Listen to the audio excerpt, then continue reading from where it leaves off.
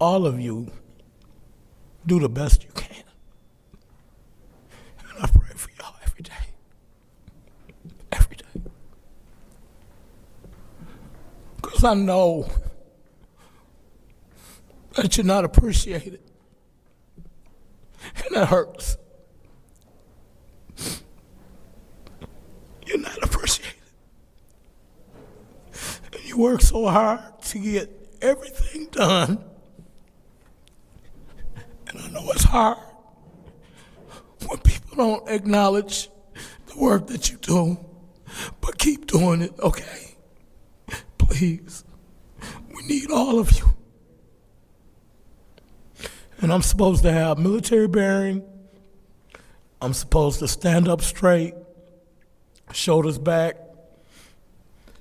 And I don't mind being vulnerable in front of you to let you know that we care. Those of us that know that you go through the agenda and you're doing things by the letter, and they don't understand that. You just can't wave a magic wand and get stuff done around here. It takes due diligence, and you guys do it every day. And it's appreciated. If the personal issues that's going on with Leon is causing him to miss, then he needs to be voted on as far as suspension without pay. Y'all did that to Councilman Mays. So this should be done here. Candace, let me speak to you for a moment because you put some word salad together, and also he can say black and brown. That's freedom of speech. Cuff, you need to start doing your damn job too and letting her know that she cannot stop him from saying black and brown. That's freedom of speech. If the KKK can walk down the middle of the street, that's freedom of speech, man. Even though I might not like it, they can do it. It's freedom of speech. So start doing your damn job, man, telling her what she can and can't do. Damn. Candace, your word salad about the ACO. I was against the ACO when Mr. Miller was standing up here. Y'all were some ignorant ass people that... Please pause this time. There you go again, y'all. Mr. Woodson, you and I have this back and forth all the time, and you know the rule. You know what happens when you say it. I'm giving you an opportunity to continue speaking. Please, say what you have to say without the vulgarity, without things that it can incite an issue. Please start this time. Mr. Cuffs, there you go again, not saying nothing. Man, boy, y'all some ignorant people, boy. But anyway, I don't feel like fighting with you right now, but I'm gonna talk about your butt. You owe me an apology too, thank you. Here's the thing, the ACO, yes, they would be up here no matter what. Yes, you would have to do it no matter what, but at the same time, we was in the driver's seat, but y'all locked in, and by y'all locking in, that allowed EPA to leave with the emergency orders. That put you in a position to where you gotta kiss their butt now. But see, here's the thing. You and Judy and the others that voted for it, instead of writing a letter down to Lansing saying, hey, y'all need to pay for this. Cynthia Neely got $25 million in a budget for a company or organization that does not even exist. But you want the people in the city of Flint to pay for something that the state broke. And then you make it sound like it's all good. Matter of fact, 2 months ago, they just gave about 5 or 6 cities money for the Infrastructure Act that Biden passed, that they don't have to pay back. We shouldn't have to pay back nothing. And now that you're a council person now, oh, I'm too good, I'm gonna be this type of way, y'all should pay, y'all, I'm so professional. Man, go on with that bull crap. That's what's wrong with y'all. Y'all get a little title, and then all of a sudden you Miss Pritzy now. You still the same person, no matter what. Jay-Z said it best. You still one of those. Quit running around here thinking you all that, man. This is what I'm presenting, and I'll give you all a copy. So as honorable council members, I come before you today with concerns that affect us all, the guidance and well-being of the youth in our community. We all know the behaviors begin in the home, and it is responsibility of parents and guardians to instill values of respect and accountability. I can still hear my own mother reminding me that how you act outside the home is a reflection of me. Unfortunately, many of the values that once grounded our families are being lost, and our young people are increasingly influenced by negative peer pressure, harmful activities. The truth is, parenting is not easy, and sometimes parents themselves need extra support and resources to help guide the children in the right directions. To address this, I believe our community would benefit greatly from the development and support programs such as counseling service, individual and family counseling to address emotional behavior and social challenges, crisis intervention, support for mental health struggles, substance abuse, bullying, and domestic issues, academic support, study halls, tutoring opportunities to help students strengthen their skills and improve grades, mentoring programs, positive role models for the youth to confide in and learn from. Mentorship opportunities should also extend to parents. Workshops, arts and crafts, drama, yoga, fitness.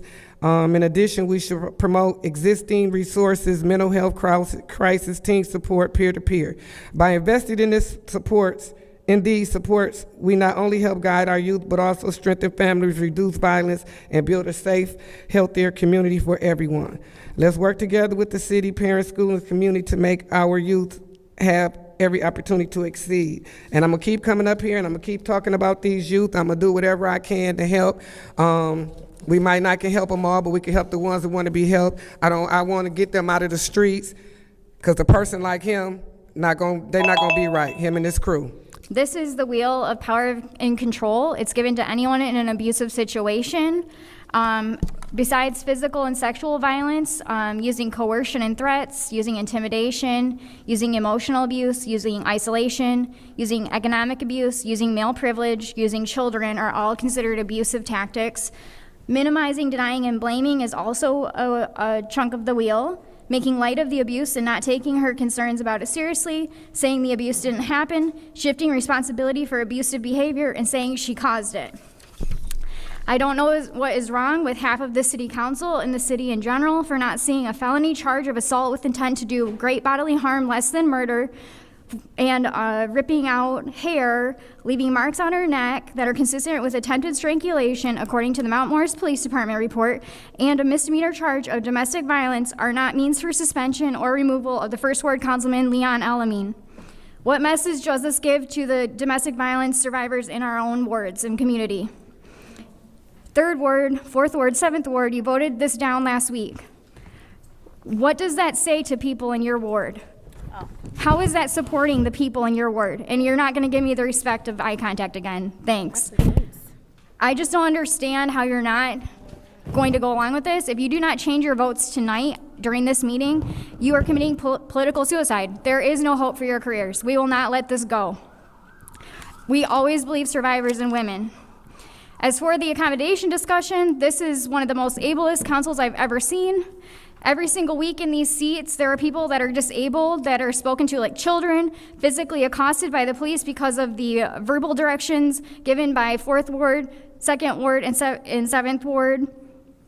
We come up here all the time. We're removed from the meetings. You yell at RL for speaking out. You do nothing to care for the disabled community that is in these chambers every single week. But now that new faces are in here, suddenly it's an issue. New faces are bringing forth the hard of hearing deaf community. That's another chunk of the population. Now you're going to talk about it?